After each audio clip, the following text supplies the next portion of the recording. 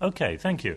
Well, thank you we've had quite a number of responses on that, and I thank you for all the things that you've said. Ďakujeme. Takže mali sme niekoľko odpovedí a myslím si, že všetci ste u určitej miery vystihli, o čo som chcel. And in some of the things that you've said, there's been an overlap, there's been some kind of common thinking in what you've said. Niektoré z vecí, ktoré ste povedali, sa prelínajú v určitých bodoch. Now, let me just give you what I think might possibly be a helpful insight into what the temptation really was. Dovoľte mi podeliť sa o to, čo si ja myslím, že by mohlo pomôcť nazerať na túto vec z pohľadu, čo mohlo byť tým pokušením.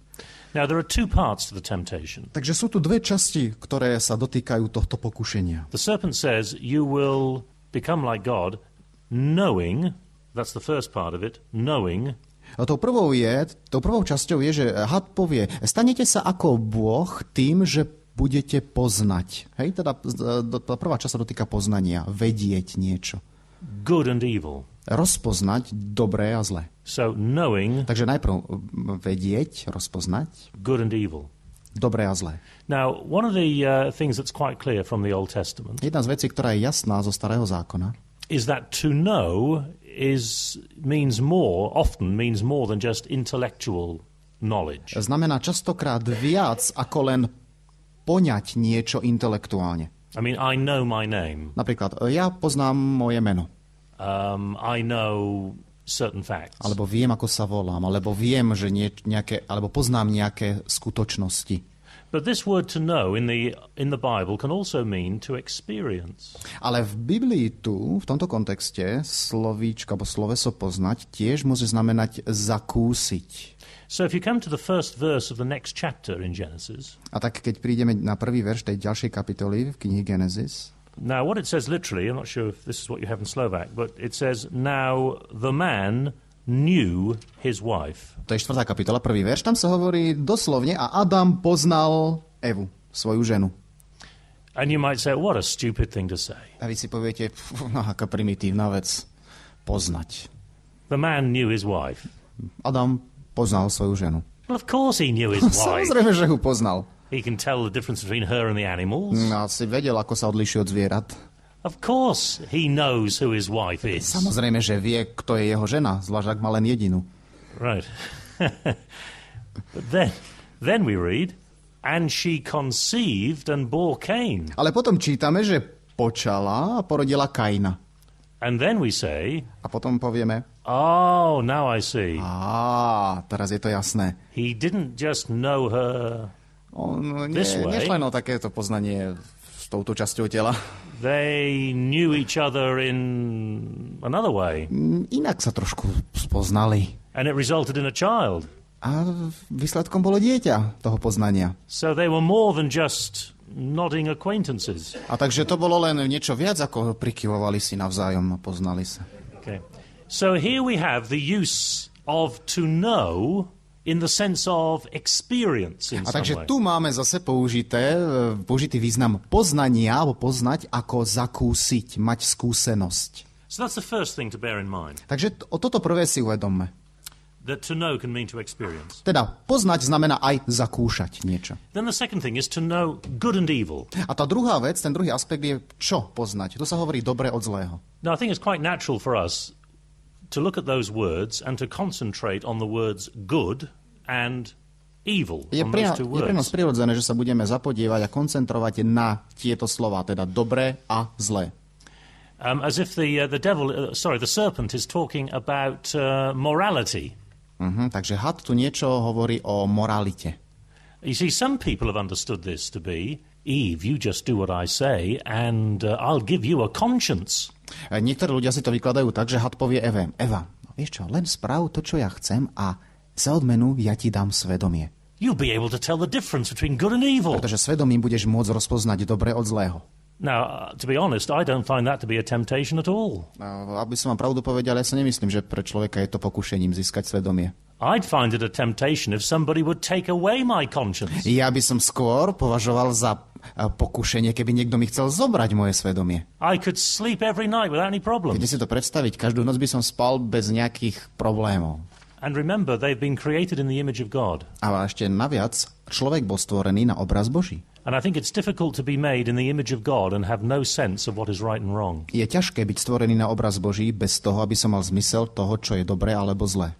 So, I think good and evil is used here in the same way in which it is used in a number of places elsewhere in the Bible. Výraz dobré a zlé je tu používaný tým istým zámerom, aký je použitý na iných miestach v Biblii. What the Old Testament often does is to take one extreme and to mention two extremes together. A to, čo ho robí Starý zákon často, je, že zmieni sa o dvoch extrémoch. So, for example, we might say, an Israelite might say, I have been from Dan, a city in the far north, to Beersheba, a city in the far south. Napríklad taký Izraelita by povedal, ja som pochodil až od Dánu k Beršebe. Teda Dán to je úplne hore, najsevernejšie miesto Izraela, až po Beršebu, čo je dole na juhu. The two extremes, dva extrémy. He means I've been everywhere. Chce tým povedať, bol som všade. Good is one extreme. Dobré je jeden extrém. And evil is another extreme. A zlé je ďalší extrém. Now let me give you just one example. It might be worthwhile looking at this. Dávam len jeden príklad ešte, ktorý vám to bude ilustrovať. In the book of 2 Samuel. Môžeme si to pozrieť v 2. Samuelovej. 2 Samuel chapter 13. 2. Samuelova 13. kapitola. And verse 22. A tam čítame 22. verš. 2. Samuelova 13:22. Now we have a tragic story here. Jedná sa o tragickú udalosť. One of the sons of David, jeden z Davidových synov, called Amnon, ktorý sa nazýval Amnon, rapes his sister, znásilní svoju sestru, called Tamar. And another of David's sons, called Absalom, a ďalší z Davidových synov, ktorý sa volá Absalom, hears what Amnon has done. Sa dopočuje o tom, čo Amnon spravil. This terrible thing that he did. Je to hrozná vec, čo spravil. And then we read in this verse, a potom v tomto verši 22 čítame, but Absalom spoke to Amnon neither good nor evil. Ale Absalom nehovoril s Amonom ani zlého, ani dobrého.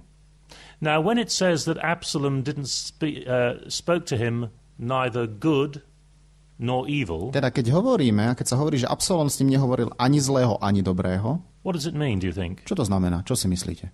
He didn't say anything. Nepovedal nič.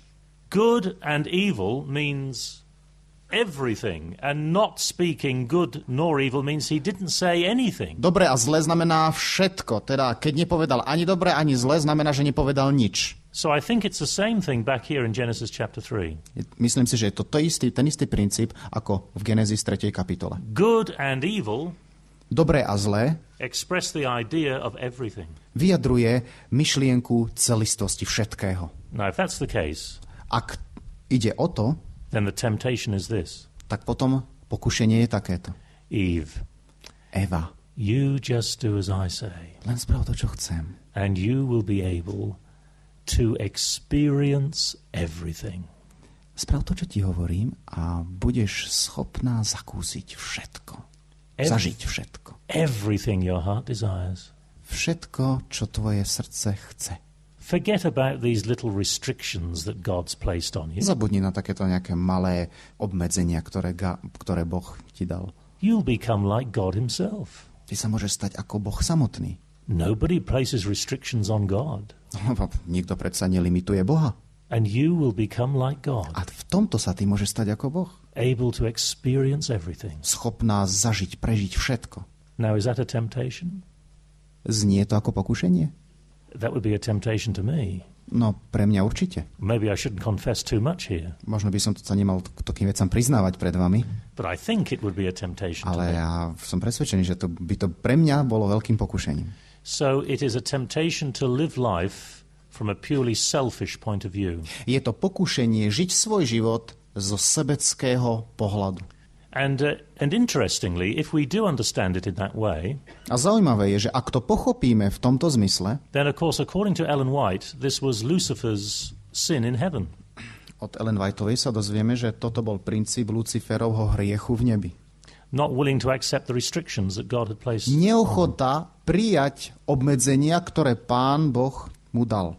So, how does a woman respond? Takže ako reaguje žena? Verse 6. 6. verš. When the woman saw that the tree was good, well, let me just say there are three parts to the woman's response. Na reakcii ženy sa dajú rozpoznať tri časti. When the woman saw that the tree was good for food, a žena videla, že strom je dobrý na jedenie z neho.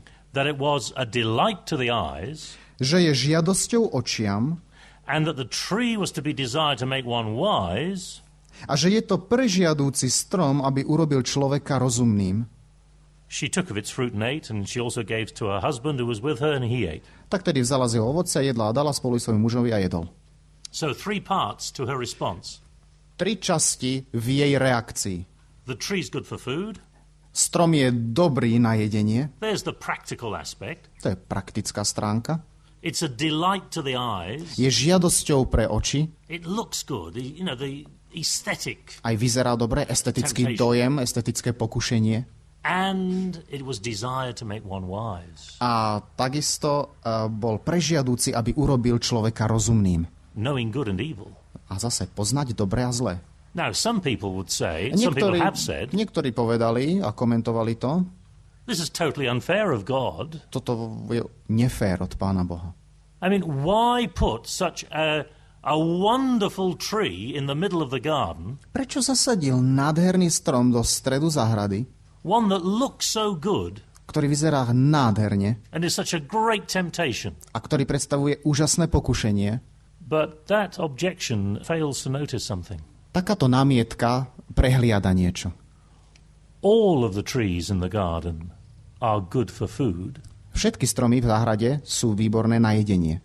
And all of the trees in the garden are good to look at. A takisto všetky stromy v záhrady sú krásne na pohľad. We're told that explicitly back in chapter 2 and verse 9. To sa dozvedáme z 9. verša 2. kapitoly. There in chapter 2 verse 9 it says, lebo tam sa hovorí, out of the ground the Lord God made to grow every tree that is pleasant to the sight. A Hospodin Boh dal, aby vyrastol zo zeme všelijaký strom žiadúcný na pohľad and good for food. A ovocím dobrý na jedenie. So all the trees are pleasant to look at. Všetky stromy sú krásne na pohľad. All the trees are good for food. Dokonca všetky stromy sú dobré na jedenie. The only thing tá jediná vec, that makes this tree different, ktorá zostáva a ktorá oddeluje tento strom od ostatných, is that it is desired to make one wise. Je, že je prežiadúci, aby urobil človeka rozumným. In other words, the woman is now looking at the tree through the eyes of the serpent. A to znamená, inými slovami, že žena sa začína pozerať na ten strom očami hada. Now let's just consider the serpent's temptation one more time. Skúsme ešte raz, naposledy sa zamerať na toto pokušenie. In verse hada. 5, v 5. verši he said, had hovorí, when you eat of the fruit, že keď bude žena jesť zo stromu, your eyes will be opened, vaše oči sa otvoria, and you'll be like God. Budete ako bohovia. So what happens? They eat from the fruit. Teda čo sa stane, keď jedia zo stromu? And we come to verse 7. Prichádzame do 7. verša. And we read, then the eyes of both were opened. A čítame naozaj, vtedy sa otvorili oči obidvoch. Well, that's exactly what the serpent said. To je presne to, čo povedal had. So the serpent told the truth. Teda had povedal pravdu. The serpent said, eat from the fruit. A had povedal, no jedzte z ovocia. And your eyes will be opened. A otvoria sa vaše oči. And you'll be like God. A budete ako Boh. So they ate the fruit. Tak, zjedli ovocie. And their eyes were opened. Otvorili sa im oči. But, verse 7. No, verš 7. Their eyes were opened. Ich oči sa teda otvorili. And a they knew that they were naked. Poznali, že sú nahí. I mean, what a disappointment. Fú, aké sklamanie. What a disappointment. Aké sklamanie. You eat the fruit, expecting your eyes to be open. Jete ovocie, očakávajúc, že vaše oči budú otvorené. To be like God. Aby ste prehliadli a zistili, že ste ako Boh. And you eat the fruit. A teda jete ovocie. And your eyes are open. Naozaj sa otvoria oči. And you know that you're naked. A zistíte, že ste nahí. What a disappointment. Aké sklamanie. The serpent only told half a truth. Had povedal len polovičnú pravdu. Wasn't a complete lie. Nebola to úplná lož. But it was enough of a lie to get the man and woman to sin. Ale bola to dostatočná prímes lži na to, aby človek zhrešil.